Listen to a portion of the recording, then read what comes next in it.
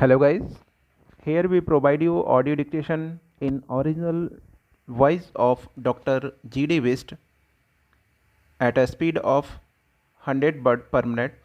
If you want more these type dictations at a different speed of all books, Hindi or English, then subscribe, like, share or comments also on my channel, and lot of thanks of any kind of suggestion.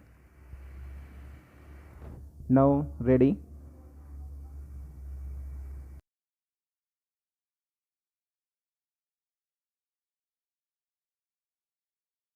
Exercise 40.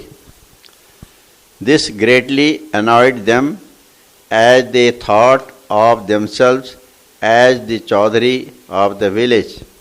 This had led to an altercation and an exchange of hot words between the two sides on the previous evening, but the matter was then patched up by discussion. He finally stated that the accused, in league with one another, had killed his brother Dinesh by giving him knife and lathi blows. After the occurrence, he brought Kamlesh to the civil hospital Kanpur, where he was brought dead.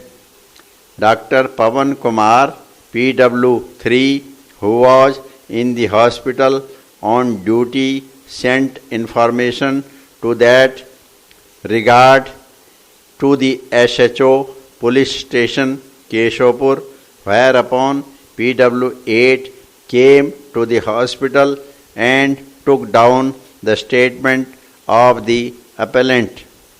The FIR was delivered at the residence of the area magistrate on the same day.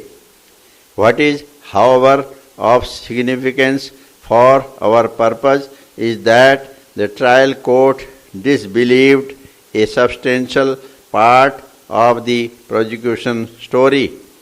The trial court did not accept the prosecution case that accused were present at the place of occurrence and accordingly directed their acquittal. As regards the trial court pointed out that 3 incised wounds on the person or the disease that were attributed to him were, according to the medical evidence, post-mortem in nature, that is to say, those 3 injuries were inflicted after Mahesh was already dead. The medical evidence thus clearly eliminated the participation of Rakesh in the case. He too was therefore acquitted. The acquittal of the 3 accused brought down the number of the remaining accused for the shared common intention with the appellant.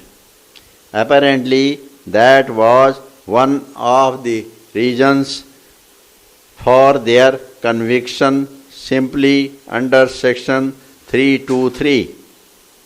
Apart from the 3 accused whose presence at the place of occurrence was not accepted, the trial court also doubted the presence of 2 out of the 3 eyewitnesses.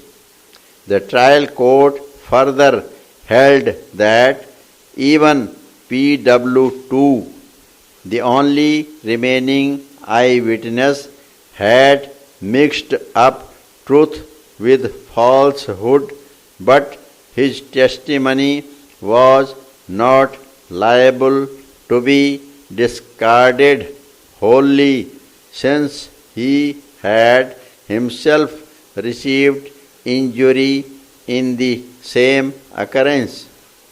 In regard to the injury, the trial court came to a truly amazing conclusion. The injury on the hand of Rakesh was certainly in existence, and it was also proved by the medical evidence. The trial court resolved the contradiction by fastening the injury to Rakesh to